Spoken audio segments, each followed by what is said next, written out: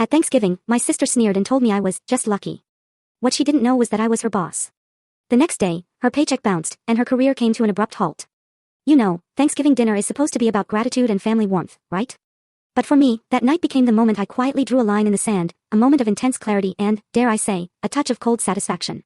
As my own sister, Emily, proudly declared that my success was just luck in front of everyone, completely oblivious to the fact that I was her actual employer, I just smiled, nodded, and discreetly signed her walking papers.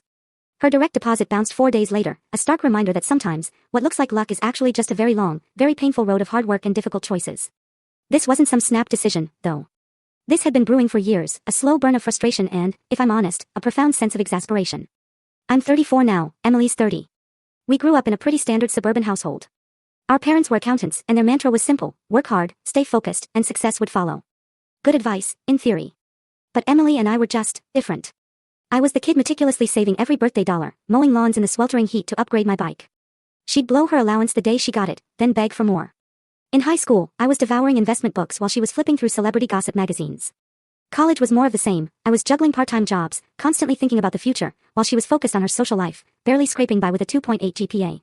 Look, I'm not saying I'm perfect, or that my way was the only way. I just had different priorities.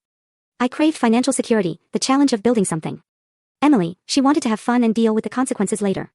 Neither is inherently wrong, but they certainly lead to vastly different outcomes. After college, I dove into renewable energy consulting. Sounds a bit dry, I know, but the work itself was fascinating. I helped companies transition to solar and wind, handling the financial analysis and project management. The industry was booming, and I found I was really good at it. Within 4 years, I was managing major clients, pulling in a 6-figure salary. But that's the thing about working for someone else, isn't it? There's a ceiling. You watch your boss buy his 3rd vacation home while you get a 4% raise that barely keeps up with inflation. I was generating millions in sales for the company, and taking home a tiny fraction of that value. The numbers just didn't add up in my favor. So, at 27, I made a leap that my entire family thought was insane. I quit my comfortable corporate job to start my own consulting business. My boss actually laughed when I handed in my notice. He told me I'd be crawling back, begging for my old job within a year. Said the market was too competitive, I didn't have the contacts. His dismissive arrogance, ironically, fueled me almost as much as my own ambition. That first year. It was brutal.